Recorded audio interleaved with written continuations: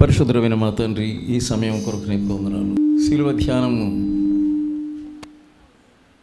నశించిపోయే వారికి వెరితాను, కానీ నీ యందు ఉన్నటువంటి మాకు గొప్ప శక్తి అయినది. ఈ శక్తి మాలో పనిచేయనట్లుగా పరిశుద్ధాత్మ సహాయాన్ని మాకు అనుగ్రహించు. యేసు అది పరిశుద్ధ నామమున వేడుకొంచున్నాను తండ్రి, ఆమేన్. ఈ యేసు యొక్క శ్రమల సమయంలో అనేక మంది వారికి తెలియక తప్పులు చేస్తూ ఉన్నారు. ఏంటంటే ఈరోజు చాలామంది ఉపవాసం ఉంటారు.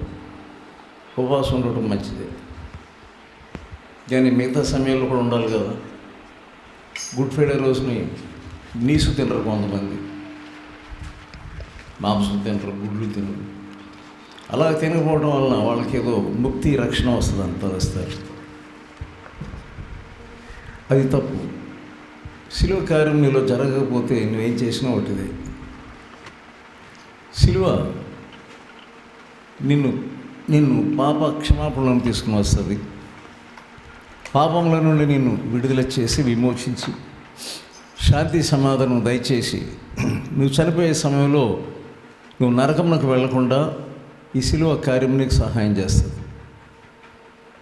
కానీ కొంతమంది వీధులలో శిలువను ఊరేగిస్తున్నారు.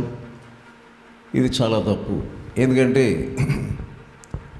విగ్రహారాధనలు చేసినట్లుగా మనం చేయకూడదు. శిలువను దండం పెట్టినందువల్ల రక్షణ నీకు లేదు.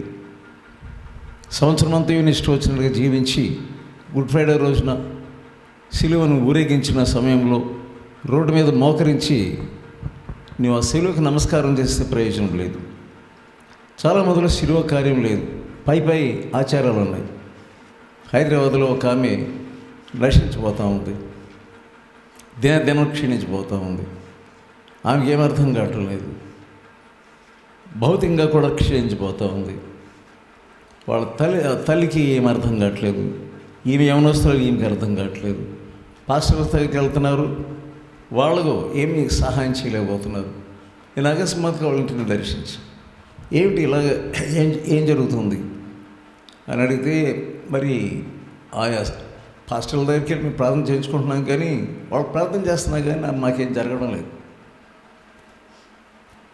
ఇంకొక పాస్టర్ ఏం చేశాడంటే ఒక చిన్న సిలువను తీసుకొచ్చి అది నీ దగ్గర పెట్టుకోమన్నాడు. సో ఆమె ఆ సిలువను దగ్గర పెట్టుకోవడం, దానిని ముద్దు పెట్టుకోవడం. ఆమె పెద్ద చర్చికి వెళ్తుంది, చాలా పెద్ద చర్చికి వెళ్తుంది, కానీ అదేమి మేలు చేయడం లేదు. ఫస్ట్ ఆ సిలువ తీసేయమని చెప్పాను. ఫస్ట్ ఆ సిలువ తీసేయను. 3 రోజులు నువ్వు ఏం చేయాలంటే ఉపవాసం ప్రార్థన చేయి. నీ పాపంలో ఒప్పుకో, పశ్చాత్తాపం. నేను మళ్ళీ వస్తాను కానీ చెప్పవలసిందంతా చెప్పి నేను వెళ్ళిపోయి మళ్ళీ వచ్చాను. ఇప్పుడు బాగుందా ఆమె? మరి హైదరాబాద్లో ఎన్నో పాస్టర్స్ దగ్గరికి వెళ్ళి, ఎంతోమంది పాస్టర్స్ దగ్గరికి వెళ్ళింది. తన పాపలు ఒప్పుకోవాలని ఒక్కరు చెప్పలేదు. కొంతమంది ఏం చెప్తారంటే నువ్వు చందా ఇవ్వడం మర్చిపోయావేమో అంటారు. ఇదే ప్రతి పాస్టర్కి ఇది ఒక అలవాటు అయిపోయింది. ఆత్మలను దర్శించడం, వాళ్ళతో మాట్లాడడం, చివరికి చందా ఇస్తారా లేదా అని కనిపెట్టడం. ఎంత దౌర్భాగ్యమైనటువంటి గతి లేని స్థితికి పాస్టర్లు దిగజారిపోయారు. అది కాదు సిలువ అంటే. ఇది ఒక వ్యాపారంలాగా అయిపోయి వీళ్ళకి సిలువను పంచిపెట్టడం. సిలువ ఒకళ్ళకి ఫోటో ఉంటే ఉండవచ్చు, కానీ అది విగ్రహంగా పెట్టుకోవద్దు. సో ఈ గుడ్ ఫ్రైడే రోజున చాలామంది ఏం చేస్తున్నారంటే ఉపవాసం ఉండటం ద్వారా, ఆ రోజంతా తిరగపోవడం ద్వారా నీకు రక్షణ వస్తుంది అంటున్నావు. అసలు ఎందుకు సిలువ ఇక్కడ అనేసి తెలియకుండా కొంతమంది ఏడుస్తూ ఉంటారు. యెరూషలేము కుమార్తెలారా, నా కొరకు మీరు ఏడవకండి అన్నాడు. వాళ్ళకి ఎప్పుడు తెలియదు తమ కొరకు తమ ఏడవాలని. మీ కొరకు ఏడవండి, ఇంకలాగా ఇంకేమన్నాడు, మీ పిల్లల కొరకు ఏడవండి. ఎప్పుడు నువ్వు ఏడ్చావు సిలువ దగ్గర? సో నువ్వు సంవత్సరం అంతా సిలువలో ఆయన చేసిన కార్యాన్ని నిర్లక్ష్యపరిచి గుడ్ ఫ్రైడే రోజున వచ్చేసి ఆ సిలువని జ్ఞాపకం చేసుకోవడం వల్ల నువ్వు చాలా ఏదో ఆయనకి మేలు చేసేస్తున్నావు, ఆయన సంతోషపెట్టేస్తాను అనుకోకు. గుడ్ ఫ్రైడే రోజున ఏడ్చినంత మాత్రం నీకు రక్షణ లేదు, అలా కాదు. ఎందుకో సిలువ ఆయన అనుభవించవలసి వచ్చింది మన పాపాల కొరకు. మనము మన పాపముల నుంచి విడుదల చేసే శక్తి మనకు లేదు. ఆయన సిలువలో మొట్టమొదటి మాట్లాడినటువంటి మాటే లోక సువార్త 23వ అధ్యాయంలో ఆయన ఏం మాట్లాడుతున్నాడు, ఏం ప్రార్థన చేస్తున్నాడు? 32వ వచనం మనకు తెలుసు ఏం మాట్లాడుతున్నాడు. ఇద్దరు దొంగలు ఉన్నారు. తండ్రి వీరేమి చేయుచున్నారు, వీరేం చేయుచున్నారో వీళ్ళకి తెలియదు గనుక వీరిని క్షమించమని చెప్పాను. మీకు క్షమాపణ తీసుకొచ్చాడు ఆయన. వాళ్ళు ఏం చేస్తున్నారు, వాళ్ళకి ఏమైనా తెలిసినా? వాళ్ళకేం తెలియదు. వాళ్ళు ఏం చేస్తున్నారు వాళ్ళకి తెలియదు. 2 చేతులు ఏసే యొక్క 2 చేతులను ఆయన ఏం చేశారంటే, వాళ్ళు ఏం చేశారంటే మేకులు తీసుకుని కొట్టేశారు. అదే చేతులు వారిని బాగు చేసినవి. ఆయన కొండ మీద ప్రసంగం చేసి కిందకి దిగి వస్తున్నాడంట. ఒక కుష్ఠరోగి వచ్చి, నీకు ఇష్టమైతే నన్ను శుద్ధినిగా చేయి. మార్కు 1వ అధ్యాయంలో ఉంటుంది. సో ఆయన ఏమంటున్నాడు, అతనిని ముట్టి నాకిష్టమే నువ్వు శుద్ధుడవు కమ్మని వానితో చెప్పాను. శుద్ధుడవు కమ్మని తనను ముట్టి ఆ చేతులు లేవు. ఎవరు కూడా కుష్ఠరోగిని ముట్టరు. ఆయన ఎంత జాలిగల దేవుడు, రక్షకుడు, ప్రేమల రక్షకుడు. మన దగ్గరికి కూడా వెళ్ళం. కానీ ఆయన ముట్టి నాకిష్టమే, నువ్వు శుద్ధుడవు కా. సో అవే చేతులను పొడుస్తున్నారు వాళ్ళే. ఆ యూదులు, రోమన్ ప్రభుత్వం వాళ్ళు అదే చేతులను పొడుస్తున్నారు. ఇంకా ఒక చనిపోయినటువంటి యవనస్తుడు తీసుకుపోబడుతున్నాడు. ఇక కొన్ని నిమిషాల్లో అక్కడ సమాధి సిద్ధమైపోయింది. ఏడ్చుకుంటూ వెళ్తున్నారు. ఆ యవనస్తుడు వెనకాల వాళ్ళమ్మ కూడా ఏడ్చుకుంటూ వెళ్తూ ఉన్నారు. కానీ యేసయ్య బయట నుంచి లోపలికి వస్తూ ఉన్నాడు.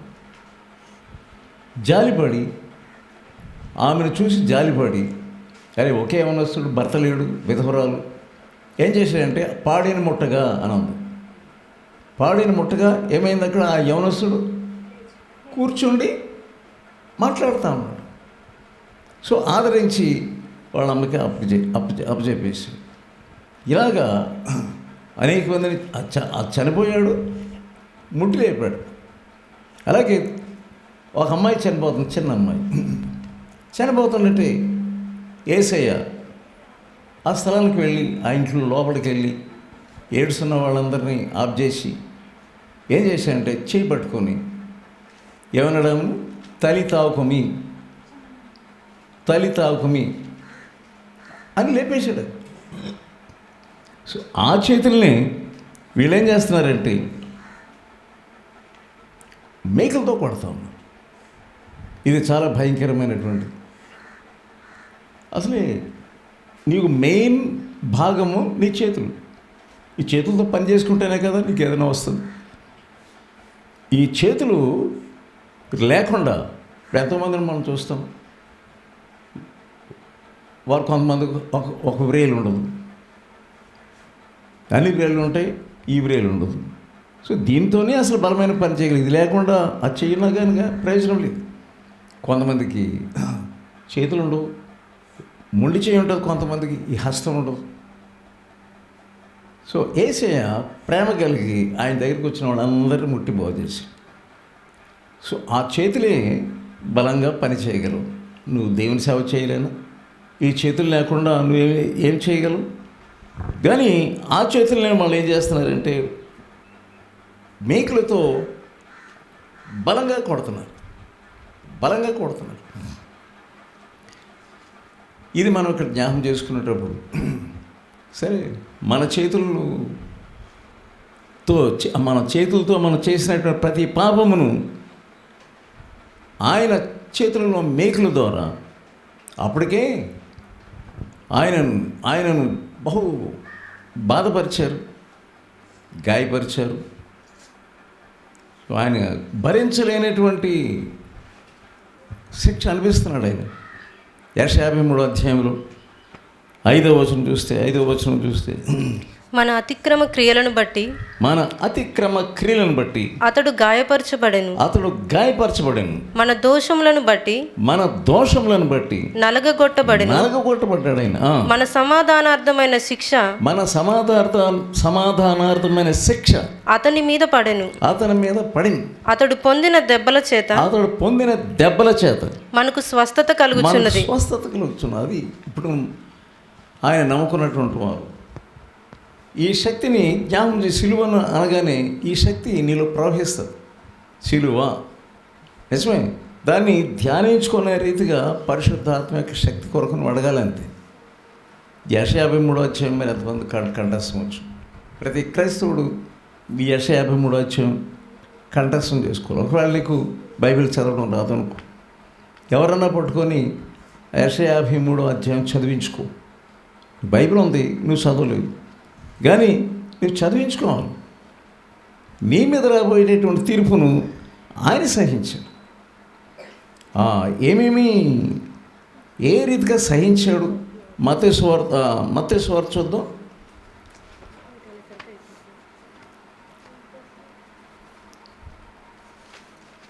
26వ అధ్యాయం. ఎలా సహించాడు? ఏం సహించాడు? 56వ వచనం చూద్దాం. అయితే 26:56 రైట్. అయితే ప్రవక్తల లేఖనములు నెరవేరునట్లు ఇదంతయు జరిగినని చెప్పెను. అప్పుడు శిష్యులందరూ ఆయనను విడిచి విడిచిపోయారు. అప్పటి వరకు కూడా ఆయన అంటు పెట్టుకుని ఉన్నారు. ఆ శ్రమలు ఆరంభంలో దగ్గర ఉండటానికి కూడా లేదు. కొంతమంది దగ్గర ఉన్న వాళ్ళు ఉంటే కొద్దిగా మనకేంటంటే, అరే వాళ్ళని వీళ్ళని చూసి, మనం అంటే బాగా ఆప్యాయత కలిగినటువంటి చూసి కొంత ఓదార్పు పొందామేమో, లేకుంటే వాళ్ళ మాటల్లో కూడా మనల్ని ఓదార్చగలమని అనడానికి కూడా లేదు. ఈ ఆరంభంలోనే ఇదంతా పరిస్థితి అంతా చూసి పారిపోయారు. ఆయన మీదకి వచ్చినటువంటి ఒక ప్రధాన యాజకుని యొక్క ఒక సర్వెంట్ ఉన్నాడు, మల్కు అనే అతను. ఏం చేశాడు ఆయన? ఈ శిష్యుడేమో అతని చెవిని ఎగరగొట్టేశాడు. కానీ యేసయ్య ఏమో ఏం చేశాడంటే, అదే చేత్తో అతని యొక్క ఎగిరిపోయినటువంటి ఆ చెవిని పట్టుకొని మళ్ళీ బాగు చేశాడు. ఇప్పుడు ఆ చేతినే పొడుస్తూ ఉన్నారు. ఆ చేతినే వాళ్ళు మేకులతో కొడుతూ ఉన్నారు. వీళ్ళందరూ శిష్యులందరూ అప్పటి వరకు బాగానే ఉన్నారు. గెత్సేమనేలో రమ్మంటే వచ్చారు, ఏదో కొద్దిసేపు ఉన్నట్టుగా ఉన్నారు. కానీ ఇక్కడ పారిపోయారు ఇంత అందరూ, ఒక్కడు లేడు. ఆయన ఒంటరిగా పోరాడడం స్టార్ట్ చేశాడు. అక్కడ ఒంటరిగా. సహోదరుడు, ఒక్కోసారి నేను ఒంటరిని అయిపోయాను అనుకుంటాను, నా దగ్గర ఎవరు లేరు అనుకుంటున్నావు. సిలువని ధ్యానించుకో. యేసయ్య ఒంటరిగా ఉన్నాడు. దూరం వెళ్ళిపోయిన వాళ్ళు ఏమంటారంటే, మీరందరూ కలిసి ప్రార్థన చేసుకుంటారు కనుక మీరు కొంచెం బలంగా ఉంటారంటారు. నేనేమో ఒంటరిని అయిపోయాను, నాతో కలిసి ప్రార్థన చేసేవాళ్ళు. వెంటనే సిలువ ధ్యానం చేసుకోవాలి. ఆ సిలువ ధ్యానంలో ఆయన ఒంటరి పోరాటం. అది ఎవరు నాన్నవాళ్ళు లేరు. ఆయనకు న్యాయం దొరకలేదు. రోమన్ గవర్నమెంట్లో న్యాయం దొరకలేదు. యూదుల మధ్య, ప్రధాన యాజకుల మధ్య, మహాసభలోనూ ఆయనకు న్యాయం దొరకలేదు. వాళ్ళు కనీసం శిష్యుల దగ్గర న్యాయం దొరుకుతుందా? శిష్యుల దగ్గర కూడా న్యాయం దొరకకుండా వాళ్ళందరూ పారిపోయినట్లుగా మనం చూస్తాం. చూడండి, ఇంకేం చూస్తున్నాం? 67వ వచనం. అప్పుడు వారు ఆయన ముఖము మీద ఉమ్మివేసి, చూడండి ఏం చేశారు వాళ్ళు? ముఖము మీద ఉమ్మివేశారు. ఆయనను గుద్దిరి. ఆయనను బలంగా తన ముఖం మీద బలంగా కొట్టేశారు. ఇదంతా కూడా యేసయ్య ముందు ప్రిపేర్ అయ్యాడు. ఆయన ఏమేమి జరుగుతుందో 50వ అధ్యాయంలో, యెషయా గ్రంథం 50వ అధ్యాయంలో ఎలా ప్రిపేర్ అయ్యాడో చూడండి. తన యొక్క తండ్రి ఎదురు కూర్చొని ఆయన సమస్తమును ముందు ప్రిపేర్ అయ్యాడు కనుక ఆయన ఇదంతా ఆయన తండ్రి నేర్పించిందే కదా. 50వ అధ్యాయం, యెషయా గ్రంథం 50వ అధ్యాయంలో శిష్యునికి తగిన నోరు శిష్యునికి తగిన నోరు యెహోవా నాకు దయచేసి ఉన్నాడు. యెహోవా నాకు దయచేసి ఉన్నాడు. శిష్యులు వినునట్లుగా నేను వినుటకై ఆయన ప్రతి ఉదయమున నాకు వినుబుద్ధి పుట్టించుచున్నాడు. ఇప్పుడు నువ్వు ఒంటరిగా అయిపోయామంటున్నావు. ప్రతి ఉదయమున సిలువ దగ్గరికి రా. ప్రతి ఉదయమున సిలువను ధ్యానించు. కొంతమంది అన్యులలో నుంచి వచ్చినటువంటి వారు, బాబోయ్ నేను పడుతున్నటువంటి శ్రమ మీకేం తెలిసింది అంటూ ఉంటారు. సిలువ దగ్గరికి రా. ఈ 53వ అధ్యాయం చదువుకో. ఆయన ఒకసారి ఇదంతా ఇప్పుడు ప్రధాన యాజకుని యొక్క ఆవరణలో జరుగుతుంది. ఆయనను గుద్దడం ఏమిటి, ముఖం మీద ఉమ్మేసేయటం ఏంటి. సో ఆయన ఒంటరిగా ఉన్నాడు. ఆయన ఒక శిష్యుడు పక్కన లేడు. సో నేను చాలా దూరంలో ఉన్నాను అనుకో. బైబిల్ నీ దగ్గర ఉంది, వాక్యం నీ దగ్గర ఉంది. ఈ వాక్యంలో శిలువ మీద ఉన్నటువంటి యేసయ్యను, శ్రమ పడుతున్నటువంటి యేసయ్యను మనం చూస్తూ ఉన్నాం. 27వ అధ్యాయం చూద్దాం. 27వ అధ్యాయం ఇక్కడ పిలాతు దగ్గరికి వచ్చాడు ఆయన. 27వ అధ్యాయం 26వ వచనం. అప్పుడతడు వారు కోరినట్లు బరబ్బను వారికి విడుదల చేసి యేసును కొరడాలతో కొట్టించి సిలువ వేయని అప్పగించెను. ఈ పిలాతు కూడా ఏం చేయలేకపోతున్నాడు. అక్కడ బరబ్బను వాళ్ళు కోరినట్టే అప్పగించేసాడు. సో మనం ఏమంటామంటే ఎక్కడ న్యాయం దొరకలేదని నాకు అంటాం. నువ్వు సిలువ ధ్యానం చేస్తున్నప్పుడు నువ్వు న్యాయం కొరకు పోరాడవు. నువ్వు ఆత్మ ద్వారా ఈ సమయంలో నేను ఎలా ఉండాలి. సరే, చాలామంది నేను హింసించారు. నేను ఒక్కదానే కదా చాలామందిని హింసిస్తున్నారు. యేసు ప్రభు కొరకు మరి మరణానికైనా సిద్ధమైన వాళ్ళు ఉన్నారు. నువ్వు మరణం వరకు నమ్మకంగా ఉండమంటే అంటే అర్థం ఏంటి? ఎక్కడ నీ నోటి ద్వారా కానీ, నీ క్రియ ద్వారా కానీ, నీ ఉద్దేశ ప్రకారం కానీ నీవు సిలువను వదలకు. సిలువతో మాటిమాటికి నీ జీవితం అంతా సరిపోదు సిలువ ధ్యానం. ఇక్కడ పిలాతు ఏం చేశాడంటే చెయ్యగలడు, అతనికి అధికారం ఉంది.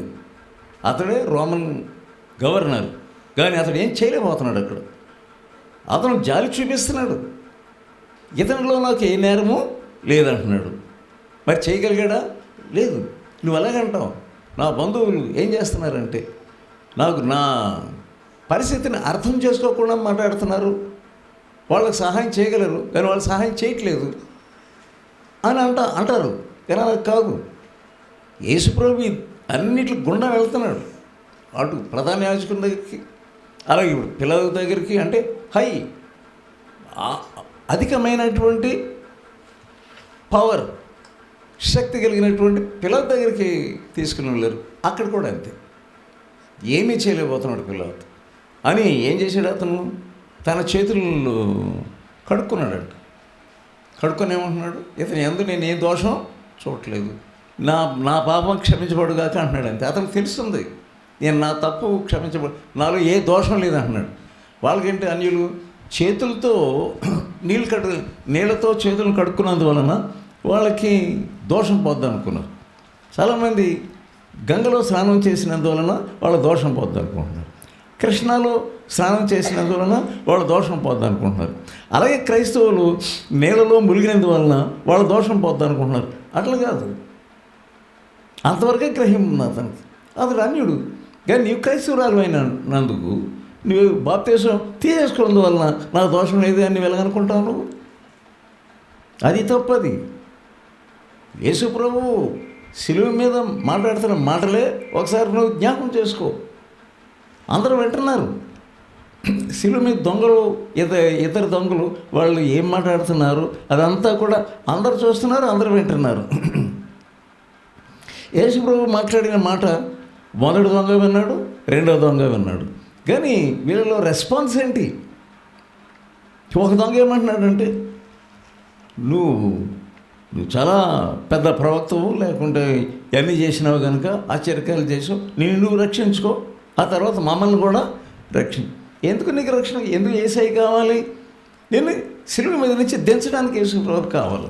నీకు ఎందుకు యేసు ప్రభు కావాలి? నీ క్యాన్సర్ నుంచి బాగు చేయడానికి నీకు యేసు ప్రభు కావాలి. నీకు ఎందుకు యేసు ప్రభు కావాలి? నీకు డబ్బులు పోయినాయి కనుక డబ్బులు తిరిగి రావాలి, అందుకే యేసు ప్రభు కావాలా నీకు? అది దొంగ అంతవరకు అర్థం చేసుకున్నాడు. రెండో దొంగ అదే యేసు ప్రభుని వేరుగా ప్రార్థన చేస్తున్నాడు. గ్రహింపు వచ్చింది అతనికి.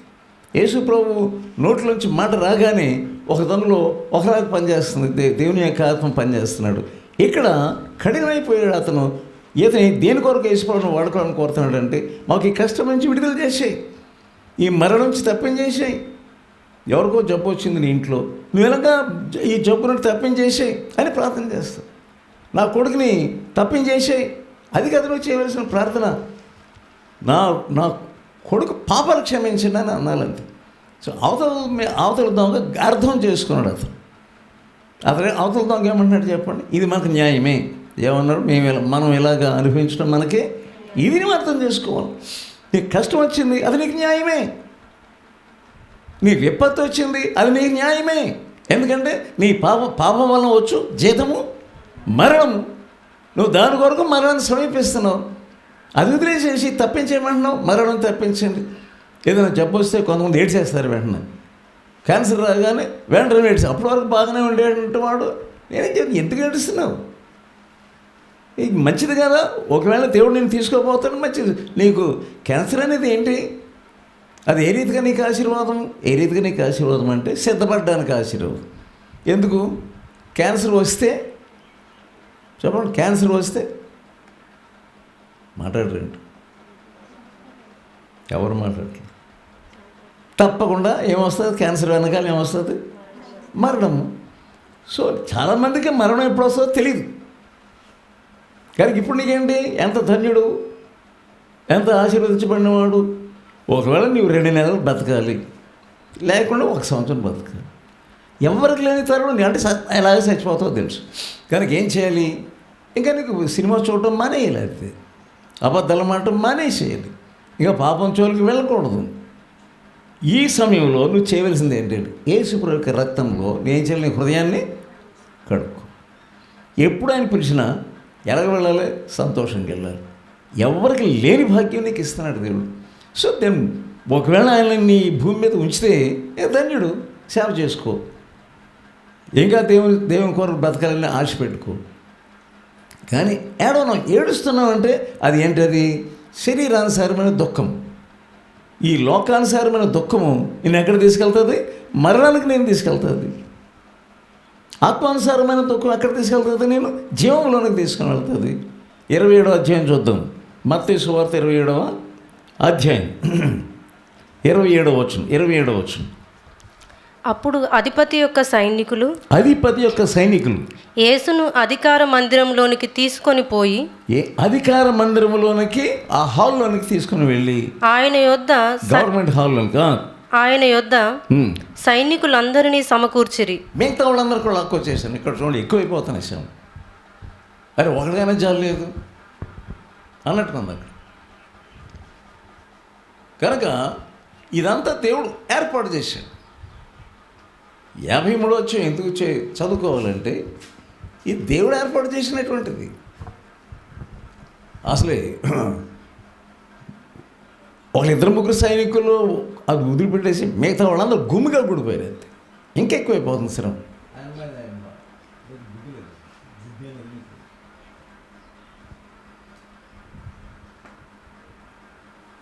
మిగతా సైనికులను సమావేశపరిచారు. ఇంకా వారు ఆయన వస్త్రములు తీసివేసి, పై వస్త్రం తీసి లాగేశారు. ఆయనకు ఎర్రని అంగి తొడిగించి ముండ్ల కిరీటమును అల్లి. ఏం జ్ఞానం అంటారు ఇది? ఫరోను నియమించిన వాడు ఎవరు? దేవుడు. మోషే నియమించిన వాడు ఎవరు? దేవుడు. ఫరోను కఠినపరిచిన వాడు ఎవరు? దేవుడు. ఫరో కఠినపరుచుకున్న ద్వారా దేవుని యొక్క నామం ఏమైంది? ఘనత వచ్చింది. ఆయనకి ఎంత శక్తి ఉంది దేవునికి. ఫరో లేకపోతే దేవుని శక్తి మనకు తెలియదు. నీ ఎదురుకున్న ఒక శత్రువు ఉన్నాడు, వాడు ఏం చేస్తున్నాడంటే మటికి పెంచుతున్నాడు నీ యొక్క శ్రమలు, నేను ఏడిపించడం, నేను అభ్యసించడం. ఈ ఒకడు పోయి ఇంకా అందరు తీసుకొచ్చేసి అపహసించారట. ఆహాహా ఓహోహో అని లాగేశారంత, వంగిలి నాగవతలు పడేసి. ఎక్కువైపోతుంది. ఏం తొడిగించారు ఇక్కడ? ఎర్రని అంగి తొడిగించడం ఏంటి? ఏదో ఒక అంగి తీసుకొచ్చి తొడిగించేయచ్చు కదా. ఇది పరలోకపు ఏర్పాటు. ఈ ఎర్రని అంగి అంటే ఇది ఏంటి సూచన? అది రక్తవర్ణము. ఇది దీనికి సూచన. వాక్యం ఏముంది? యెషయా గ్రంథంలో ఈ రక్తపు వర్ణ వస్త్రములు ధరించుకొనొచ్చు ఎదోము నుండి వచ్చుచున్న వీడెవడు, ఈయనెవరు అని వాక్యంలో మనం చూస్తున్నాం. ఆయన వాక్యాన్ని నెరవేరుస్తున్నాడు. చూడండి 63వ అధ్యాయం ఎక్కడ ఉంటుంది? రక్తవర్ణ వస్త్రములు ధరించి ఏదోము నుండి వచ్చుచున్న ఇతడెవడు? ఇది వాక్యం నెరవేరుస్తున్నారు సోల్జర్స్, సైనికులు. సో ఇది వాక్య ప్రకారం జరుగుతుంది కనుక మనం ఏం చేస్తాము? అయ్యయ్యో, చాలామంది నామకార్థ క్రైస్తవులు ఇక్కడ పొరపడతారు. అయ్యయ్యో ఎలాగా అయిపోయిందా, మా కొరగలు అనిపించావా? ఏమి వాక్యం తెలియనటువంటి వాడు అలాగే ఏడుస్తారు. మేకలు పట్టేశారా, నీకు ఎర్రని వస్త్రం ధరించేశారా అని పాటలు కట్టేస్తున్నారు. ఆ పాటల ద్వారా అన్ని బుద్ధి లేని పాటలు పాడతాడు. ముందు నుంచి తన్నింది ఒకడు అంటాడు, వెనక నుంచి తన్నింది ఒకడు అంటాడు, బొంతులాడారు అంటాడు. అసలు ఎప్పుడు జరగలేదు ఇలాగ. వాక్య ప్రకారం పునాది రాయి, వాక్యం నీకు పాట రాయాలంటే వెనక నుండి పరలోకపు తండ్రి తన కొడుకుని తనడానికి అనుమతించలేదు. చెయ్యతారు కానీ కాలెత్తి తన్నట్లుగా అసలు వాక్యంలో లేదు. వీళ్ళు పాడేయటం, వాళ్ళని ఏడిపించేయటం, లేకుంటే చప్పట్లు కొట్టం చేసేయటం, ఏమిటి ఇదంతాను? వాళ్ళు ఏది పాడితే నువ్వు అది పాడేయటమేనా? అందుకని అందరూ పాడడానికి నాకు ఇష్టం ఉండదు కనుక నేను అందరిని పాడించను. పాడించకపోతే కోపం వాళ్ళకి. ముందు నుంచి వెనక నుంచి తన్నింది అక్కడ లేడు, ఎవరు లేరు. ప్రకటన గ్రంథం చూద్దాం, 11వ అధ్యాయం, 11వ అధ్యాయం, ప్రకటన 11.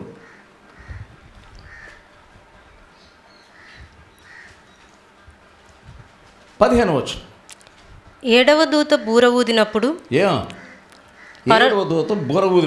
పరలోకంలో గొప్ప శబ్దములు పుట్టెను. ఆ శబ్దములు, ఈ లోక రాజ్యము మన ప్రభువు రాజ్యమును, ఆయన క్రీస్తు రాజ్యము నాయను. ఏంటంటే ఎర్రని వస్త్రము దేనికి సూచన అంటే భౌమత్యము, అంటే మొత్తం అంతా కూడా శక్తి ఆయనదే, ఘనత ఆయనదే, బలం ఆయనదే. అన్ని రాజ్యములు ఆయన రాజ్యములకు లోబడాలి, ఇది సూచన.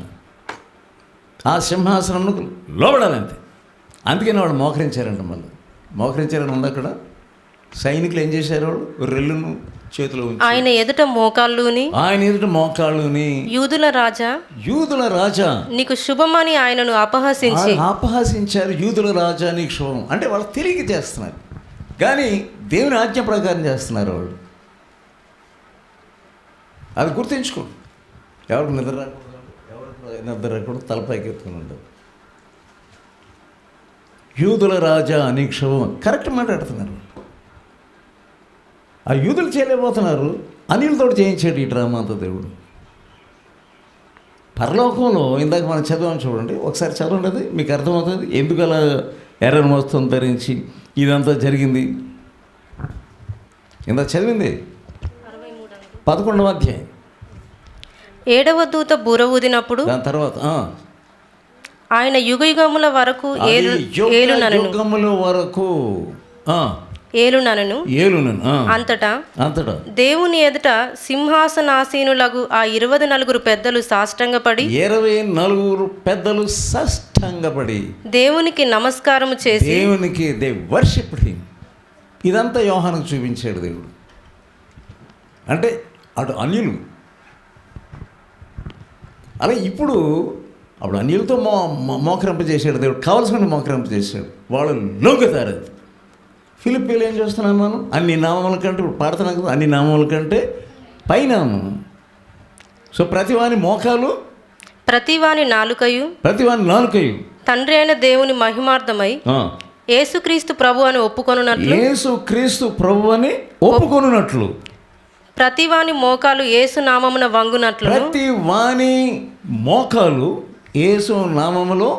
వంగునట్లు దేవుడు ఆయనను అధికముగా హెచ్చించి ప్రతి నామమునకు పైనామమును ఆయనకు అనుగ్రహించెను. అది అందుకని వీళ్ళు అన్యులు ఏమంటున్నారు? ఈ హింసించేట అన్యులకు దేవుడు అప్పగించాడంట. యూదులు తప్పుకున్నారు పక్కకి. ఇక హింసించే వాళ్ళు ఎవరు? అన్యులు. అందుకే అన్యులతో మోకరింపజేశాడు అక్కడ. అందుకని బైబిల్ అర్థం కాదు చాలామంది. బైబిల్ చదువుతారు, బైబిల్ అర్థం కాదు. క్రైస్తవులకే అర్థం కాదు. అన్ని నామముల కంటే హై నామం. అందుకని వాళ్ళు ఏమంటున్నారు? ఆ నామంనే వాళ్ళు యూదుల రాజా. యూదుల రాజా అన్న వాళ్ళు ఎవరు? అన్యులు. సో యేసుప్రభు పుట్టినప్పుడు వాళ్ళు ఏమంటున్నారు చెప్పండి? వాళ్ళ జ్ఞానులు వచ్చారు, ఎక్కడి నుంచో దూరదేశం నుంచి వచ్చారు. వాళ్ళ ఏమనుకుంటూ వస్తున్నారు? వాళ్ళు యూదుల రాజుగా పుట్టినవాడు ఎక్కడ అన్యులతో పూజించబడ్డాడు ఆయన. వాళ్ళు బంగారం, సాంబ్రాణి, బోళమును ఆయనకు అర్పించి అక్కడ ఏముందంటే సాష్టాంగ పడ్డారు. ఎవరు సాష్టాంగ పడింది? అన్యులు. ఒకవేళ హేరోదు సాష్టాంగ పడ్డా? లేదు. యెరూషలేము వాళ్ళందరూ కూడా యేసయ్య పుడుతున్నాడని కలవరపడ్డారని ఉంది. కానీ అన్యులు వచ్చి ఏం చేశారంటే యేసయ్య పుట్టినప్పుడు ఏం చేశారు? వాళ్ళు సాష్టాంగపడి వారు విలువైన దానిని తీసుకుని వచ్చి ఆయనకు సమర్పించారు. సో ఆయన అన్యుల ద్వారా యూదులు చూస్తుండగా, వాళ్ళు పరిహాసేస్తుండగా, ఇక్కడ హేరోదు పరిహాసేస్తుండగా, ఆహాహా ఓహోహో అని హేరోదు పరిహాసేస్తుండగా, వీళ్ళు రాజులు లాంటి వాళ్ళు వచ్చి సాష్టాంగపడేట్టుగా దేవుడు చేశాడు. వాళ్ళందరూ చూస్తూనే ఉన్నారు. అసలు నీ హృదయంలో అది యేసు గురించినటువంటి విలువ నీకు కావాలి. పరిశుద్ధాత్మ ద్వారా ప్రభువా నాకు అర్థమయ్యేటట్టు. చాలామంది క్రైస్తవులకు ఏ మిషన్ చెందినవాడు ఉన్నారు, ఏ మిషనో ఏ చర్చో నీకు ఏమీ అర్థమవుతుంది అసలు యేసు ప్రభు సిలువ అంటే ఏడవడం ఒకటి నీకు తెలుసు. అంతే. వాళ్ళందరినీ ఏడిపించేయడం తెలుసు, పాట పాడేయడం తెలుసు, పాటల ద్వారా వీళ్ళని మెప్పించేయడం. చాలా సభలు బాగా పాడారని అక్కడ వాళ్ళు స్టేజ్ అంతా పొగుడుతూ ఉంటారు. ఇదే క్రైస్తత్వం. అంతే. ఎందుకు ఇలా మోకరింపు చేశారనేది పరలోకం గురించి వ్రాయబడినటువంటి ఆ ప్రకటన గ్రంథం చూస్తాను కానీ నీకు అర్థం కావట్లేదు. మొదటి యోహాను 3వ అధ్యాయం 5వ వచనం చూద్దాం. 5వ వచనం. పాపములను తీసివేయుటకై ఎందుకు వచ్చాయంటే యేసయ్య ఇది నువ్వు తెలుసుకోకుండా ఆయన్ను మేకలతో కొట్టేశారని ఏడవడం, జుట్టు పట్టుకు పీకేశారని, వెంట్రుకలు పట్టుకుని పీకేశారని ఏడవడం. ఏమిటి ఏడుపంతాను? కొరడాలతో కొట్టేశారు. మంచిదే, నువ్వు ఏడవడం మంచిదే. ఇది శరీర సంబంధమైన దుఃఖం. నువ్వు ఏంటంటే దానిని అనుభవించి ఈ చర్చి వాళ్ళందరూ ఏడ్చేసి ఆ చర్చి ఫ్లోర్ అంతా కూడా నీ కన్నీటితో తడిపేసి పెద్ద ఉద్యమం వచ్చేసింది అనుకుంటారు. ఏమీ తెలియదు వాళ్ళకి. నువ్వు అడుగు పరిశుద్ధాత్మ, అడుగు ఒంటరిగా వెళ్ళి. అసలు ఒంటరిగా నువ్వు సిలువను ధ్యానించట్లేదు. నువ్వు చర్చలో ధ్యానిస్తావు, నువ్వు సమూహంలో ధ్యానిస్తావు, నువ్వు ఒంటరిగా వెళ్ళి సిలువను ధ్యానించు. ఆయనతో మాట్లాడతాడు, తప్పకుండా మాట్లాడతాడు. ఒకసారి దేవుడు నన్ను అలాగే చేశాడు. ఒంటరిగా వెళ్ళి నేను సిలువ ధ్యానం చేసుకోవడానికి నాకు సహాయం చేశాను. ఆ సమయంలో అసలు నాకు ఎప్పుడు లేనటువంటి ఆత్మీయమైన దుఃఖం దయచేసి నేను పాడుకున్న సిలువ పాటలు ఆత్మను పాడేటట్టుగా దేవుడు నాకు సహాయం చేశాడు. ఇది నీకు సహాయం చేస్తాడు. ఒంటరిగా వెళ్ళి ఏదో సిలువ ఎదురకుండా నమస్కారం చేయటం కాదు, నీకు పరలోకం రానే రాదు అలా చేస్తే. సిలువను చూసి నమస్కారం చేయటం ఏంటి? అన్యుల వలే వాళ్ళు అన్ని దేవతలకు దగ్గర నమస్కారం చేస్తున్నారు. వాళ్ళు నీవు కూడా అంతే. అలాగ నమస్కారం చేస్తే నీకు పరలోకం వచ్చేది అనుకుంటున్నావు. ఏం చదువు? మొదటి యోహానులో 3వ అధ్యాయం. ఎందుకు వచ్చాడు ఆయన? పాపములను తీసివేయుటకై ఆయన ప్రత్యక్షమాయనని మీకు తెలియను. ఆయన ప్రత్యక్షమాయను, అది అందుకొచ్చాడు. అందుకు రక్తం కార్చాడు. 26వ అధ్యాయం నిర్గమకాండంలో దేవుడు ఏం చెప్తున్నాడు చూడండి. నిర్గమకాండం 26వ అధ్యాయం 1వ వచనం. మరియు నీవు 10 తెరలతో ఒక మందిరమును మోషేతో ఏమంటున్నాడు? 10 తెరలు. ఏంటంటే ఎన్ని తెరలు? 10 తెరలు. ఒక మందిరం చెయ్యి. నీల ధూమ్ర రక్తవర్ణము గల పేనిన, అది నీల ధూమ్ర రక్తవర్ణములు గల పేనిన సన్నపు నారతో, దానితో పేనాలది. వాటిని చిత్రకారుని పని అయిన కెరూబులు గల వాటిగా చేయవలెను. దాన్ని అలా చేయాలి. తెరలు ఎలా చేయాలో దేవుడు మోషేకి అని చెప్పేసి, అది ఏ రంగులో ఉండాలి, దగ్గరికి రాగానే ఇది కనపడాలి, రక్తం కనపడాలి. సో వారు ఈ రక్తం ద్వారానే వారు ప్రొటెక్ట్ చేయబడతా ఉన్నారు, అంతే, వారు కాపాడబడతా ఉన్నారు. యేసుప్రభువుకి లేఖనాలన్నీ తెలుసు. నీకు నిజంగా లేఖనాల్లో తెలుసుంటే ఏడవు నువ్వు. ఏంటి తెలుసు యేసుప్రభువుకి? దావీదు రాసిన కీర్తన దావీదు రాశాడు, నా చేతులను పొడిశారని రాశాడు. 22వ కీర్తన 16వ వచనం, 22వ కీర్తన 16వ వచనం. కుక్కలు నన్ను చుట్టుకొని ఉన్నవి, దుర్మార్గులు గుంపు కూడి నన్ను ఆవరించి ఉన్నారు. వారు నా చేతులను నా పాదములను పొడిచి ఉన్నారు. ఎప్పుడో దావీదు రాసినాడు, ప్రవచించాడు. సో ఆయన యేసుప్రభువుకి ఈ ప్రవచనాలు తెలుసు, యేసుప్రభువుకి వాక్యం తెలుసు కనుక ఆయన శరీర సంబంధమైన దుఃఖం కాదు, ఆయనే పాపమైపోయాడు. ఆయన యందు పాపమును పెట్టి దేవుడు ఏం చేశాడంటే శిక్షించాడు. ఈ శిక్షకు పొందాలి అంతే. ఈ శిక్ష నేను పొందకపోతే వీరికి రక్షణ లేదు. ఆయన శిక్ష పొందకపోతే నీకు విమోచన లేదు. సో ఆలయంలో తెరలతో ఉన్నటువంటి ఆ ఆలయంలో రాగానే ఏం కనబడంట? నీల ధూమ్ర రక్త, నీల ధూమ్ర రక్త వర్ణము గల తెరలు కనబడాలి, ఇంకేం కనబడకూడదు. తర్వాత కనబడాలి మెయిన్ అంతే, ఎటు చూసినా అదే కనబడాలి. సో ఎప్పటి నుంచో ఈయన వధించబడిన దేవుని గొర్రెపిల్లని ప్రవక్తలందరికీ తెలుసు. 23వ అధ్యాయం లేవీకాండం. ఈ గుడ్ ఫ్రైడే యొక్క విశేషత కూడా మనుషులకు తెలియకుండా ఉంటుంది. లేవీకాండం 23వ అధ్యాయం 27వ వచనం. ఈ 7వ నెల 10వ దినము పాపము నిమిత్తమైన ప్రాయశ్చిత్తార్థ దినము. ఇదేంటి చెప్పండి? గుడ్ ఫ్రైడే అంటే ఏంటి? పాపము నిమిత్తమైన, చెప్పండి, ప్రాయశ్చిత్తార్థ దినము. అది అండర్లైన్ చేసుకోండి, మాటికి బుక్లో రాసుకోండి ఇదేంటో అని. ద డే ఆఫ్ అటోన్మెంట్, పాపము కొరకైన ప్రాయశ్చిత్తము. అది చేశాడు, ఎవరు చేయలేదు. అందుకే అన్ని నామముల కంటే పైనామము కలిగినటువంటి యేసు. నీవు ఊరిని ఏడవడానికి దాన్ని స్తుతించు. నీ కొరకు ఆయన, నువ్వు దేనికి నీ పాపాల కొరకు ఏడు. అయ్యో నేను చేతులతో చేసినటువంటి ఈ పాపముల విషయమై ఈ యేసు ప్రభు ఈయన పాపం లేనివాడు. సో సంవత్సరానికి ఒకసారి జరగాలంట మోషే ఏర్పాటు చేసిన ప్రకారం. సంవత్సరానికి ఒకసారి ప్రధాన యాజకుడు ఏం చేస్తాడంటే లోపలికి వెళ్తాడు. అక్కడ ఒక తెర ఉంది. ఆ తెర ఎంత దాని యొక్క 600 అడుగుల ఏముంది అక్కడ? 23వ అధ్యాయం 27వ వచనం. మీరు మీ పంట చేనును కోయినప్పుడు 23వ అధ్యాయం 27 చదవా? లేవి. ఈ 7వ నెల 10వ దినము పాపము నిమిత్తమైన ప్రాయశ్చిత్తార్థ దినము, అందులో మీరు పరిశుద్ధ సంఘముగా కూడవలెను. పరిశుద్ధ సంఘముగా కూడవలెను, ఈ జ్ఞాపం చేసుకోవటానికి. సో అతి పరిశుద్ధమైన స్థలం, పరిశుద్ధమైన స్థలం, మామూలు అందరూ అందరూ వచ్చే స్థలం.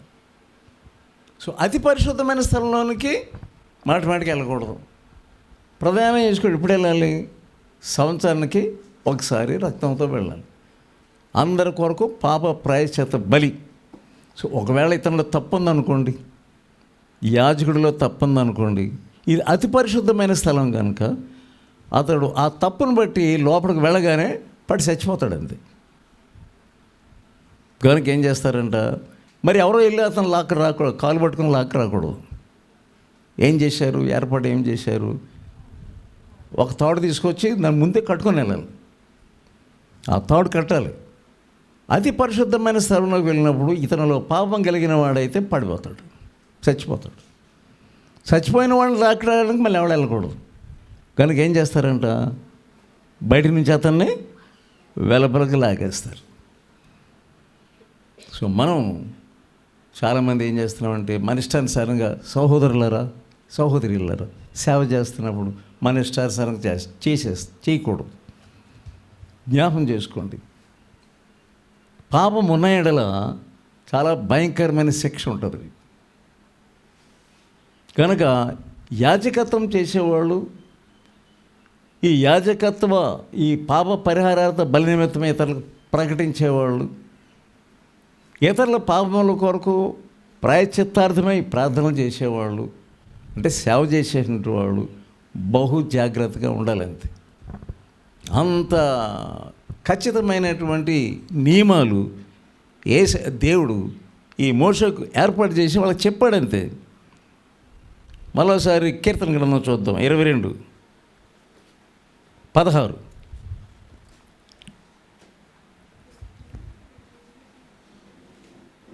కీర్తనలు 22. కుక్కలు నన్ను చుట్టుకొని ఉన్నవి, దుర్మార్గులు గుంపు కూడి నన్ను ఆవరించి ఉన్నారు. వారు నా చేతులను నా పాదములను పొడిచి, నా చేతులు నా పాదములు అంటే యేసుప్రభు ఎప్పుడో తర్వాత వస్తాడు, కానీ ముందే దావీదు ఆత్మలో రాశాడు. దావీదు పాపం చేసిన వాడే, తన పాపమునకు ప్రాయశ్చిత్తం పొందాడు. అతడు నాకు శుద్ధ హృదయం దాయిచ్చి, నా పాపం ఎల్లప్పుడూ నా దగ్గర నా ఎదుటనే ఉన్నది, హిమము కంటే నన్ను తెల్లగా నన్ను చేయము, నాకు రక్షణానందం తిరిగి నాకు దయచేయము అని ప్రార్థన చేసుకొని సమ్మతి గల మనసు తెచ్చుకున్నాడు. తన పాపమునకు ప్రాయశ్చిత్తం అయినట్లుగా ఒక నిలకడైనటువంటి వాగ్దానాన్ని సంపాదించుకున్నాడు. అప్పుడు 32వ కీర్తన రాశాడు. ఏమంటే 32వ కీర్తన ఏమంటున్నాడు? నా దోషాన్ని బట్టి, నా పాపాన్ని బట్టి నా ఎముకలన్నీ క్షీణించిపోయింది. ఇంకేమంటాడు? నా పాపము నేను కప్పుకొనక, ఏమన్నాడు అక్కడ? అది దావీదు రాసింది. కప్పుకొనక నీ ఎదుట నా పాపాన్ని ఒప్పుకున్నాను. సహోదరులారా, మీరు విశ్వాసులు అయ్యి ఉండవచ్చు, కానీ చేసిన పాపాన్ని ఉన్నట్లుగా ఒప్పుకో. చాలామంది విశ్వాసుల్లో కఠినమైన హృదయం ఉంది, ఒప్పుకోరు. మన పాపములను మనం ఒప్పుకొనిన ఎడల ఆయన నమ్మదగినవాడు, నీతిమంతుడు. ఏం చేస్తాడు ఆయన? మన పాపములను క్షమించి సమస్త దుర్నీతి నుండి మనలను పవిత్రులుగా చేయను. ఇక్కడ నువ్వు ఈ వర్తమానం వింటున్నావు, ఏ పాపం జరిగించావో ఆయన చదువులు ఒప్పుకో. టైం అయిపోతుంది, ఎప్పుడు పరిగెత్తుకెళ్ళిపోవాలని ఆయన ఆలోచించుకో. దేవుడు నీకు సమయం ఇచ్చాడు, నీ పాపంలో ఒప్పుకొని సరి చేసుకోవడానికి నీకు మంచి తరుణం ఇచ్చాడు. కనుక ఈ సమయంలో దావీదు ఎలాగా ఆయన ఏమంటున్నాడంటే, నీవు నా పాప దోషమును పరిహరించి ఉన్నావు. అబ్రహాముతో దేవుడు ఏమన్నాడంటే, మొరియా కొండకు వెళ్ళు, నీవు ప్రేమిస్తున్నటువంటి ఒకే కుమారుడిని నాకు దహన బలిగా అర్పించు. ఆ సమయంలో అతడు చెయ్యి ఎత్తేసాడంట. ఆ చేతులు గాళ్ళు కట్టి బలిపీఠం తయారు చేసి దాని మీద పెట్టేసి చెయ్యి ఎత్తేసాడు. ఇంకొక నిమిషంలో అతన్ని వధించేస్తాడు. కానీ ఆ సమయంలో ఒక కేక వస్తుంది, అక్కడ పరలోకం నుంచి ఒక శబ్దం వస్తుంది, అబ్రహామా అని అతన్ని పిలిచెను. అందుకతడు చిత్తము ప్రభువా అనెను. చిత్తం ప్రభువా. అప్పుడు ఆయన ఆ చిన్నవాని మీద చెయ్యి వేయకుము, అది చదవాలి, ఆ చిన్నవాని మీద చెయ్యి వేయకుము, అతను ఏమీ చేయకు. కానీ ఇక్కడ అబ్రహాంతోనేమో అలాగన్నాడు. కానీ తండ్రి ఈ యేసు యొక్క విషయంలో అలాగనలేదు. ఆయనను శిక్షించడానికి దేవునికి ఇష్టమాయను అని అంతే. ఆయనను చంపడానికి తండ్రికి ఇష్టమాయను. ఈ లోకంలో ఉన్నటువంటి ఆయన 2 చేతులు శిలువలో వేలాడుతున్నాయి. లోకంలో ఉన్న పాపమంతా ఆయన తీసుకుంటున్నాడు. ముళ్ళ కెరటం నీ యొక్క తలంపుల విషయం, ఎన్ని భయంకరమైన తలంపులు నీకు వస్తున్నాయి. ఆయా సమయంలో నువ్వు ఒంటరిగా ఉన్నప్పుడు ఎలాగైనా నేను పాపం చేయాలి, ఏదో రీతిగా నేను పాపం చేయాలి, తలంపులు నీకు వస్తున్నాయి. కానీ ఆయన ముండ్ల పొదలను మొలిపించాడు. ఎప్పుడు మొలిపించాడు? ఆదిలోనే మొలిపించాడు. ఆదాము అవ్వలు పాపం చేసినప్పుడే మొలిపించాడు. ఎందుకంటే దీనికి ఆ ముళ్ళ పొదలు మొలిపించినటువంటి ముళ్ళ తీగనే తీసుకొచ్చి ఆయన తల మీద పెట్టారు. అందుకు మలిపించి ప్రతిదీ కూడా ఆయా సమయంలో జరిగేటువంటి కార్యక్రమం కొరకు ఆయన సృష్టించాడు అంతే. ఫరోని ఎలా సృష్టించాడు, హేరోదుని ఎందుకు సృష్టించాడు, పిలాతుని ఎందుకు సృష్టించాడు, ముండ్ల పొదలను ఎందుకు సృష్టించాడు, ప్రతి దానికి ఒక అర్థం ఉంది. ఆ శాపమే ఆదాము అవ్వలు తెచ్చుకున్నటువంటి శాపమే ముండ్ల కిరీటం వల్లే యేసు ప్రభు నెత్తి మీదకి వచ్చింది. దాన్ని బట్టి అది మారంట. దానిని జ్ఞాపకం చేసుకోను. ఆయన రక్తవాసనాన్ని అడగడం కాదు, నీ తలంపులలోని ప్రతి దోషాన్ని ఒప్పుకో. అనవసరమైన తలంపు ఏది వచ్చిందో ఈ సమయంలో నువ్వు జ్ఞాపకం చేసుకుని, యేసయ్యా నువ్వు శక్తి కలిగినటువంటి వాడు, నా పాపములను, నా పనికి మాలిన తలంపులను. మార్కు సువార్త 7వ అధ్యాయం 21వ వచనంలో చూస్తే దాంట్లో ఏముందంటే దురాలోచనలు ఉంది. ఏ పాపాలు మానవుని హృదయంలో ఉన్నదో అంటే మొట్టమొదటి లోపల నుండి అనగా మనుషుల హృదయంలో నుండి దురాలోచనలను అది చాలా దురాలోచన ఫస్ట్ పాపం. అది సహోదరి, నువ్వు పాపం చేయట్లేదు అంటున్నావు, నేను వ్యభిచారం చేయలేదు అంటున్నాను, నువ్వు అపవిత్రమైన కార్యం చేయలేదు అంటున్నావు, కానీ చేయలేనే అనిపించింది నీకు. అది ఎన్నడూ నువ్వు బయటికి తీసుకురాలేదు, ఎన్నడూ నువ్వు ఒప్పుకోలేదు. ఎవరినో ఆడు చచ్చిపోతే బాగుండు అనుకున్నావు నువ్వు, కానీ అది తప్పు, దురాలోచన.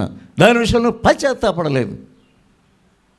మా అమ్మోసారి ఆమె ప్రార్థన చేస్తా ఒకటి ఒప్పుకుంటా ఉంది, నా దగ్గర ఒప్పుకుందాం. 4వ కొడుకు బాగా తెప్పలాడుతూ ఉంటాడు. అతడు రోజు తెప్పలు పెట్టేస్తూ ఉంటాడు. మా అమ్మ దగ్గర ఉన్న డబ్బంతా లాక్కెళ్ళిపోతూ ఉంటాడు. ఆమె నెలంతా కష్టపడి వాళ్ళ జీతం ఇచ్చి తీసుకుని లోపల వెనకాల నుంచి వచ్చి ఆ జీతం లాక్కుని వెళ్ళిపోయేవాడు.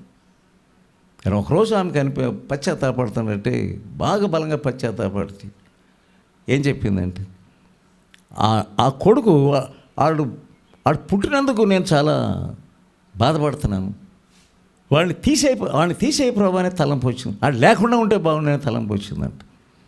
వాడు అసలు లేకుండా ఉంటే బాగుండని తలంపు వచ్చిందంట. దాని విషయంలో పశ్చాత్తాపడుతున్నాను. ఈ పరిశుద్ధాత్మ నీలో పనిచేసినప్పుడు నీకు ఏ తలంపు ద్వారా నిన్ను కడుగుతాడో నీకు తెలియదు. యేసుప్రభు శ్రమలను ఆలోచించుకో, ఎందుకు నీతో ఆయన మాట్లాడాడు. అందుకని దేవుడు ఆమెకి విజయం అనుగ్రహించకముందు ఇవన్నీ చూపించాడు. లాస్ట్కి విజయం ఇచ్చాడు, విక్టరీ. ఆఖరికి ఆమెకు జయం ఇచ్చాడు. అంతే. అన్ని విషయాలు పశ్చాత్తాపడ్డాడు. ఏ తలంపులు ఆమెను తిప్పలు పెట్టినాయో. ఆమె ఒకసారి ప్రారంభంలో మారుమనసు పొందిన ప్రారంభంలో ఆమెకి ఈ తలంపుల మీద జయం లేదంట. తలంపుల మీద జయం లేదు. ఒకసారి ఉపవాసం ప్రార్థన చేశాను, ప్రభువా నాకు ఈ తలంపులు నాకు అవసరం లేదు, అసలు నాకు వద్దని కూడా వచ్చేస్తున్నాయి, నేను ఎంత ప్రార్థన చేసినా నాకు వచ్చేస్తున్నాయి, ఈ పిచ్చి తలంపులు వచ్చేస్తున్నాయి, అపవిత్రమైన తలంపులు వచ్చేస్తున్నాయి అని ప్రార్థన చేస్తే ఆ రాత్రి దర్శనంలో ఒక ఎర్రని అంగి, ఎర్రని ఇది రుమాల్ లాంటిది ఆకాశంలో ఎగురుతుందంటది, ఎరుపు రంగుది.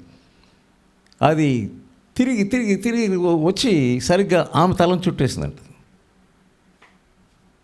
ఎప్పుడైతే ఆమె తలపాకలా చుట్టేసిందో దానంతటా అదే ఆ నెక్స్ట్ ఆ తెల్లవారు నుండి ఆ తలంపులు లేవంట, ఇంకా ఫ్రీ అయిపోయింది.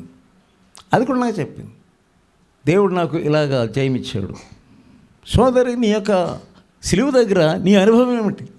అసలు మా అమ్మ యొక్క సాక్ష్యం మొదట్లోనే, ఆమె యొక్క పశ్చాత్తాప జీవితం మొదట్లోనే ఒక పెద్ద హాలు చూపించాడు. అది ఆ తలుపు వేయబడింది, ఆ తలుపు కొడితే తలుపు తెరవబడింది. లోపలికి రమ్మని ఆమెకు శబ్దం వచ్చింది. లోపలికి వెళ్ళింది. వెళ్ళగానే ఆ హాల్ మధ్యలో ఒక సిలువ ఉందంట. ఆమెకి ఆశ్చర్యం వేసింది, సిలువ ఉంది, సరే సిలువను జారించుకోగలదు. ఆ సిలువ ఆయన ఏమని శబ్దం వస్తుందంటే, ఇది నీవు మోయవలసిన సిలువ, ఇది నీవు మోయవలసిన సిలువ. అప్పుడు అర్థమైంది, ఇటు మా నాన్న తెప్పలు పెట్టేసేవాడు, ఇటు మా తమ్ముడు తెప్పలు పెట్టేసేవాడు, రోజంతా తెప్పలు పెట్టేసేవాడు, చాలా కాలం తెప్పలు పెట్టేసాడు. అప్పుడు వచ్చినాయి ఆ తలంపులు.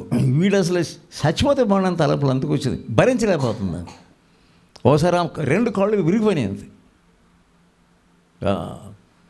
ఎందుకంటే వచ్చి తలుపు తట్టాడు ఎక్కడి నుంచో వచ్చి. ఆ తలుపు తీయటం ఆలస్యం చేసిందో మరి ఆలస్యం అయ్యిందో తలుపును బద్దలు కొట్టేసి ఇది విసిరేసాడు అంతే ఆమె మీద. ఆమె వెలకదలు పడిపోయి రెండు కాళ్ళు ఇరిగిపోయింది. అంత హింసించేవాడు అది. కానీ ఇది జ్ఞాపకం వచ్చేదంట. ఏంటి జ్ఞాపకం వచ్చాడు? ఇది నీవు మోయవలసిన సిలువ. ఈ సిలువ ఒక్కటే నిన్ను పరిశుద్ధపరచగలదు. ఈ సిలువ ఒక్కటే నిన్ను పవిత్రపరచగలదు. ఈ సిలువ ఒక్కటే నిన్ను విజయమునకు ముందుకు సాగించగలదు. అది మానేసి నువ్వేం చేస్తున్నావంటే కష్టం రాగానే ఏడవడం, ఏదో దేవుని సన్నిధిలో ఏడిసినందువల్ల ఆయన మార్కులు చేస్తాడేమో అని నువ్వు తలంచడం. ఇంకేం చూస్తున్నాం? 12వ అధ్యాయం మనం చూస్తున్నాం.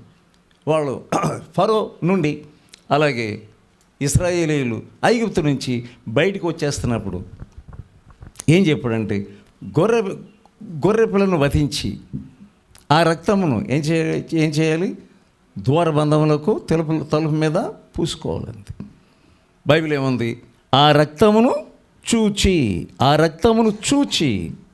యెహోవా ఆ తలుపును దాటిపోయాను. మిమ్ము హతము చేయుటకు మీ ఇండ్లలోనికి సంహారకుని చొరనీయడు. కాబట్టి మీరు నిరంతరము మీకును మీ కుమారులకు దీన్ని కట్టడగా ఇది మనం జ్ఞాపకం చేసుకుంటాం. ఈ రక్తం వలననే మనకు రావాల్సినటువంటి మరణం అంటే మామూలు మరణం కాదు. రెండవ మరణం అంటే నరకం నుంచి మనం తప్పించబడుతున్నాం. మొదటే చెప్పేశాడు, ఇది నిరంతరం మీరు జ్ఞాపకం చేసుకునవలసినది. యెషయా గ్రంథం 53వ అధ్యాయం 9వ వచనం.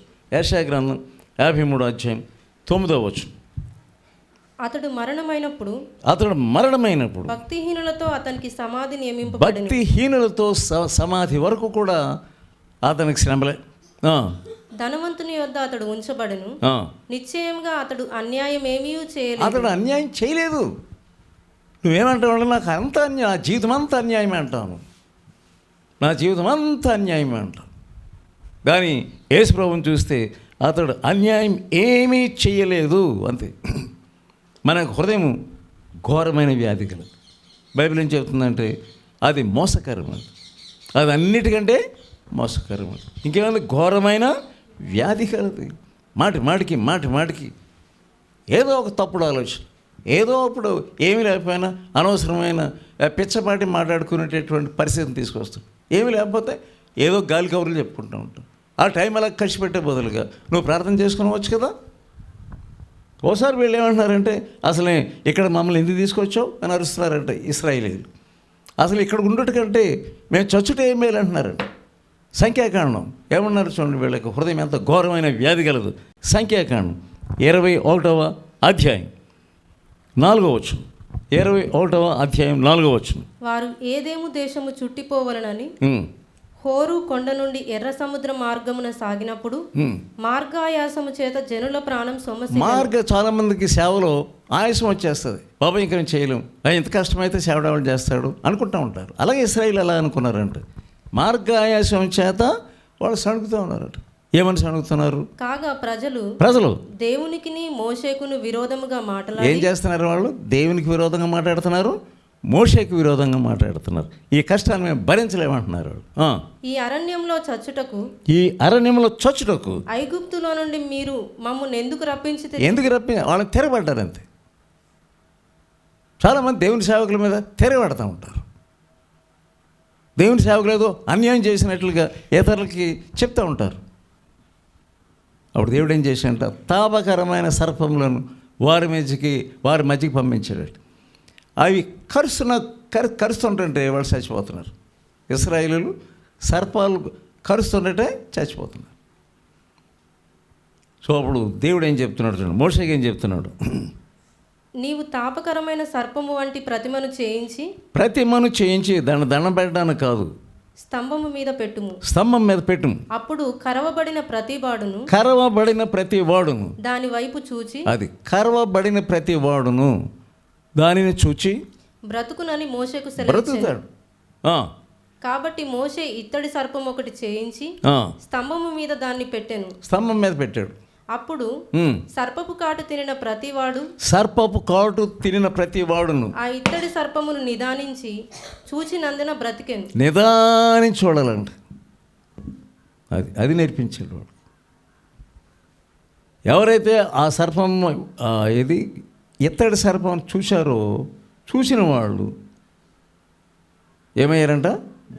దాని ముందేముందంటే వారు తమ పాపాలు తమ పాపాలు ఒప్పుకున్నారంట వాళ్ళు. చదవండి అది. కాబట్టి ప్రజలు మోషే యొద్దకు వచ్చి మేము యెహోవాకును నీకును, అది పాపాలు ఒప్పుకున్నారు, మేము యెహోవాకును మీకును ఏం చేశాము? విరోధంగా మాట్లాడి పాపము చేసి అది ఒప్పుకున్నారు. వాడు ఒప్పుకోవాలి, నిదానించి చూడాలి. ఎత్తడి సర్పమును అరణ్యములో మోషే ఎలాగెత్తనో యేసుప్రభు కూడా అలాగే ఎత్తబడతాడు. ఇప్పుడు మనం చేయవలసింది ఏంటంటే యేసుప్రభును చూచి, ఆయన కార్చిన రక్తమును చూచి, నా పాపముల కొరకే వాళ్ళు ఒప్పుకున్నారు పాపాలని, నీవు అంతే. పాపం ఒప్పుకోకుండా ఊరినే ఇత్తడి సర్పం చూసినందువల్ల కాదు, నీకు అలా పరలోకం లేదు. పాపం ఒప్పుకోవాలి. అతిక్రమంలో దాచిపెట్టేవాడు వర్ధిల్లడు, అంతే. 21:8 ప్రకటన గ్రంథం 21:8.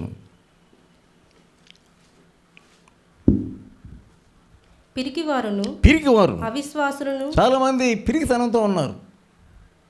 అందరి ఎదురుగుండా యేసుప్రభువుని ఒప్పుకోరు. అవిశ్వాసులు, అసహ్యులు, నరహంతకులు, వ్యభిచారులు, మాంత్రికులు, విగ్రహారాధికులు, అబద్ధికులు అందరూ అగ్ని గంధకములతో మండు గుండములో పాలు పొందుదురు. రెండవ మరణం. దీన్ని తప్పించుకోవాలంటే యేసయ్య దగ్గర నీ పాపాలను ఒప్పుకొని తీరాలి. సిలువను గురించినటువంటి వాక్యము, సిలువను గురించినటువంటి వార్త మాకు అవసరం లేదు అని అంటే నశించిపోతారండి. 1 కొరింథీ 1:18. 1 కొరింథీ 1:18. సిలువను గూర్చిన వార్త నశించుచున్న వారికి వెర్రితనం, రక్షింపబడుచున్న మనకు. అది ఎవడు రక్షించబడతాడు? సిలువను గురించిన వాక్యం విని పాపంలో ఒప్పుకొని పశ్చాత్తాపడితే అది దేవుని యొక్క శక్తిగా నీలో మారగలదు. అది సిలువను గురించిన ధ్యానం అంటే. నువ్వు సిలువను ధ్యానిస్తున్నప్పుడు, నీ పాపాలు ఒప్పుకున్నప్పుడు, నువ్వు పశ్చాత్తాపడినప్పుడు అది నీకు శక్తిగా మారుతుంది. సోదరులారా, యేసుప్రభు సంఘాన్ని ఎలా కొన్నాడు? తన రక్తం ద్వారా ఆయన కొన్నాడు. హెబ్రీయులకు రాసిన పత్రిక 9వ అధ్యాయం. హెబ్రీయులకు రాసిన పత్రిక 9వ అధ్యాయం 22వ వచనం. మరియు ధర్మశాస్త్ర ప్రకారము సమస్త వస్తువులను రక్తము చేత శుద్ధి చేయబడునని, రక్తము చిందింపకుండా పాపక్షమాపణ. అది రక్తము చిందింపకుండా, ఇది బాగా గుర్తుంచుకోండి. రక్తము చిందింపకుండా పాపక్షమాపణ కలగదు. సామాన్యముగా చెప్పవచ్చును. పరలోకమందున్న వాటిని పోలిన వస్తువులు ఇట్టి బలుల చేత శుద్ధి చేయబడవలసి ఉండెను గాని, పరలోక సంబంధమైనవి వీటికంటే శ్రేష్టమైన. చాలు. నీకు పరలోకం కావాలి, పరలోకంలో ప్రవేశించాలి, పరలోకంలో ఉన్న వాటిని అన్నింటినీ నువ్వు అనుభవించాలి. నీకు తప్పదు యేసుప్రభు రక్తం. ఆ యేసుప్రభు రక్తంలో నీ హృదయం తప్పగా నువ్వు శుభ్రం చేసుకోవాలి. నీ పాపంలో ఎర్రనివైనను, కెంపు వలె ఎర్రనివైనను. ఏమన్నాడు ఆయన? హిమం వలె తెల్లగా చేయబడును.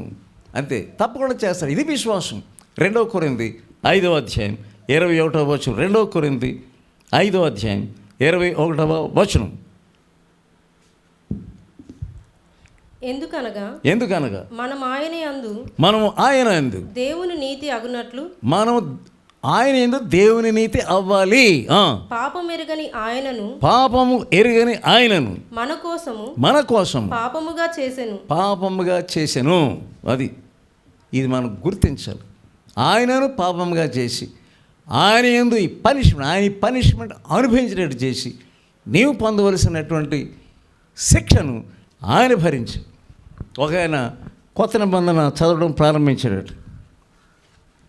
మొట్టమొదట్లో అవన్నీ ఆశ్చర్యకారులు, అద్భుత కార్యాలు, వాళ్ళు స్వస్థపడడం, వీళ్ళు స్వస్థపడడం, ఘనకార్యాలు ఏమి చదువుతుంటే ఏం అవట్లేదండి. అతను చదవమన్నాడు కదా, చదువుతున్నాను, కానీ నాకేం అర్థం కావట్లేదు. నేను చదువుకుంటా ఆఖరి భాగం వచ్చేటప్పటికి ఏముందంటే, ఆయన రక్తము కార్చడం ద్వారా మానవులకు క్షమాపణ తీసుకొచ్చాడని ఇప్పుడు చదవడం వెంటనే అందుకుందంట దేవుని యొక్క ఆత్మ.